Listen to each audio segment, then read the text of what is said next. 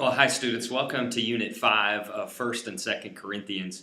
We're rounding second base and moving into the second half of the course, and I certainly want to commend you for the fine work that you've done thus far. The next couple days I'll be grading your discussion posts from last week, and this week we're really going to be jumping into the meat of the research paper as you'll be turning into me your assimilation of research. This is the most important step of the paper, the final product notwithstanding. And what I'm looking to see here is simply evidence that you have mined from your research sources, the list of which you turned into me formerly, that you've mined from them the right kind and depth of data to use for your research paper.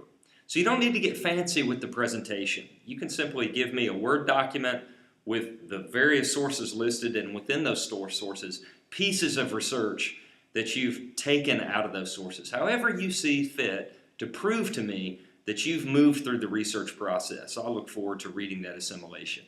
In addition, you'll be reading Witherington and offering discussion posts on your research into the letter of 2 Corinthians.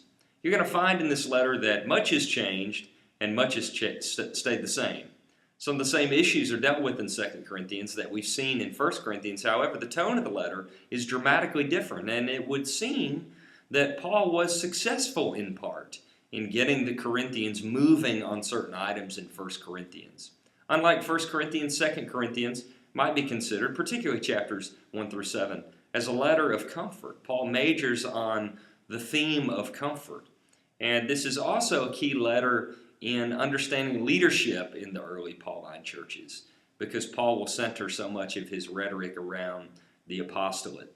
So I look forward to engaging with you around these important themes. If you have questions or concerns for me, please feel free. Don't hesitate to email me at jrice@leeuniversity.edu. If we need to set up a phone conversation from there, I'm certainly available to do so. Have a great week. God bless.